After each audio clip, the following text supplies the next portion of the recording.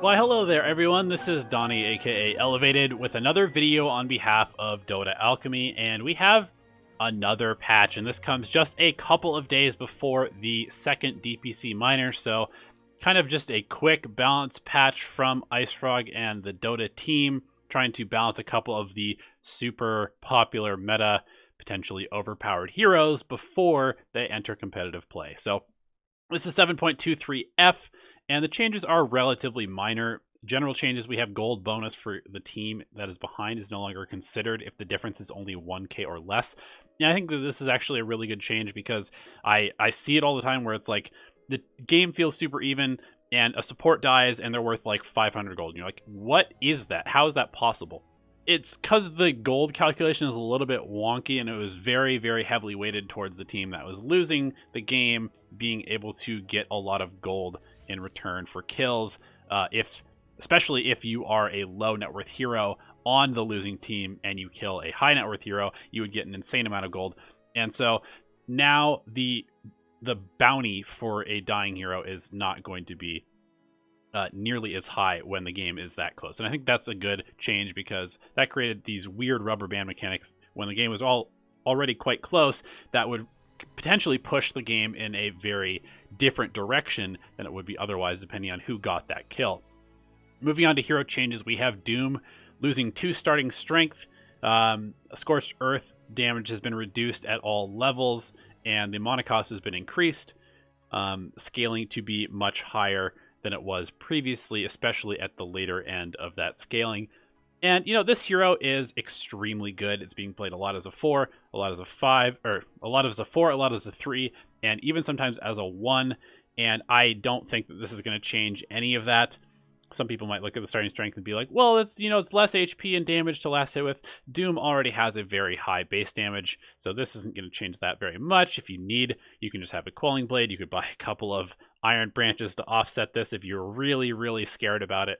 And Scorched Earth is still something that you're probably going to max first anyway, so you're going to get basically the exact same effect from this ability, which already does a lot of damage.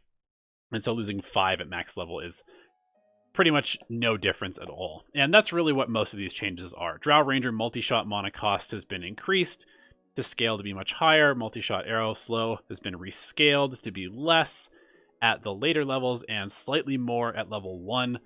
And again, this is stuff that you're basically not going to feel at all.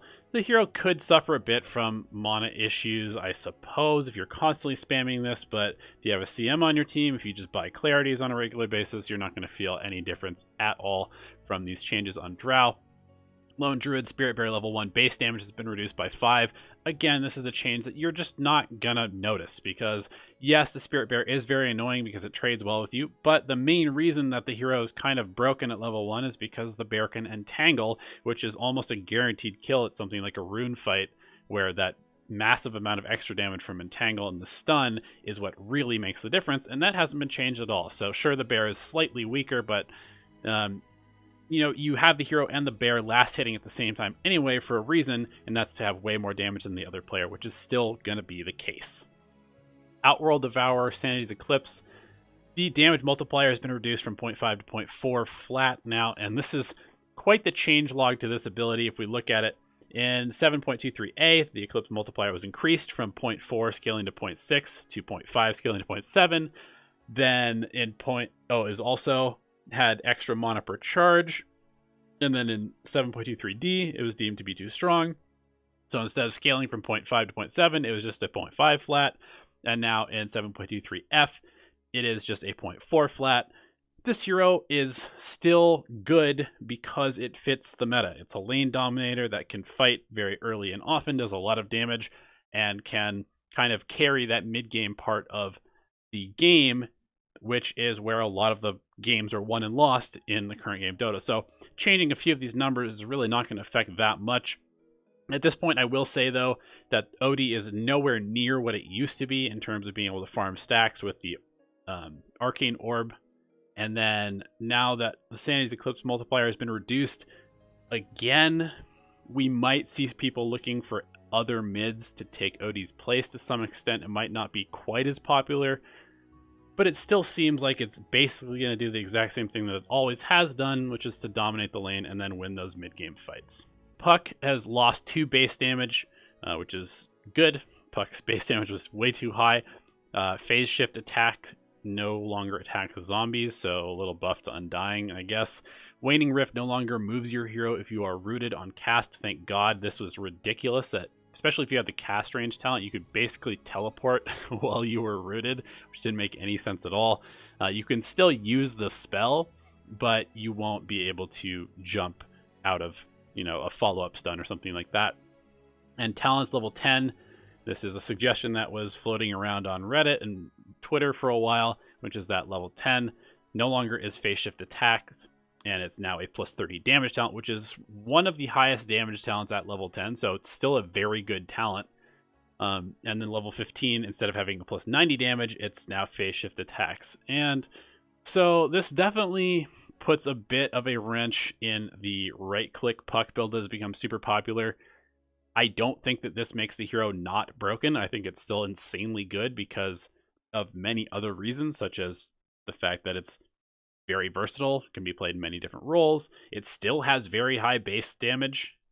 2 damage is not going to change that. You still could get a 30 damage talent level 10 and be a very good right clicker during that mid-game portion of the game. You still have insane mobility, insane slipperiness. You can still clear waves instantaneously. So I think the hero is still good. It's not going to be insanely overpowered, which is how it currently has been. And that's good because nobody wants to see a Puck every single game in their pubs or at the major. And so I think it's really nice that they are nerfing Puck in this way without, just like removing the teleport on Waning Rift, because that made the hero kind of cool. It made you potentially be able to skip Blink Dagger, and we saw stuff like the right-click Puck coming out of that. Again, good hero.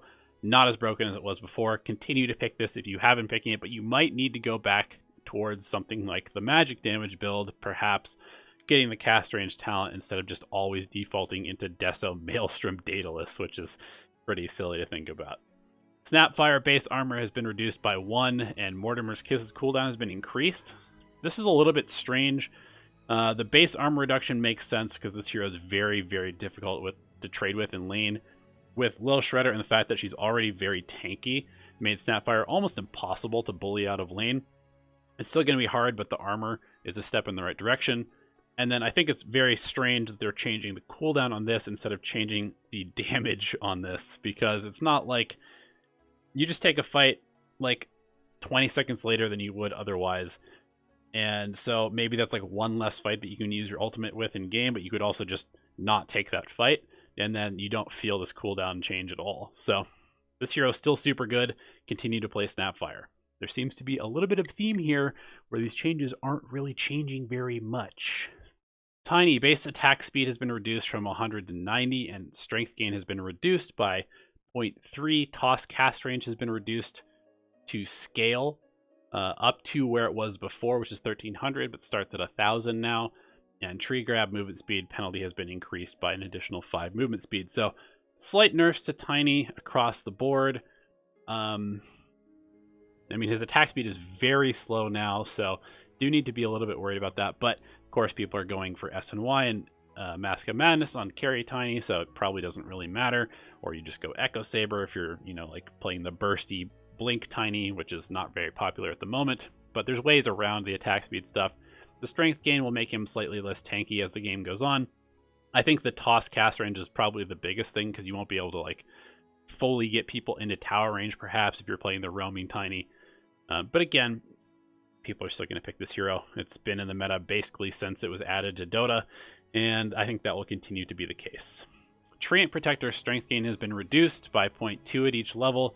Leech Seed slow. This is probably maybe the most impactful change aside from the Puck changes in the entire patch, which is that the Leech Seed slow has been reduced by 8% at level 1, 10% at level 2, and 12% at level 3, and 14% at level 4. So This hero is insanely slow, and one of the only reasons that you could trade with people so effectively is that you would leech seed them, and then with an Orb of Venom, you could kind of stay on top of people, so they had to either choose between trading with a hero that has like 100 base damage or try and run away from you, and they couldn't really run away from you. Now, people might think that I'm overreacting a little bit to this because they're like, wait, the Q is what's actually broken about this hero. But the fact is, the Leech Seed is what you usually go for at level 1, and that's kind of your level 1 bullying ability that has made Treant so insane at level 1. Also, I should note that he still has Nature's Guide, so he's still basically level 2 at level 1, unlike every other hero in the game. He still has insane base damage, and he still has all of the other stuff that made Treant very good.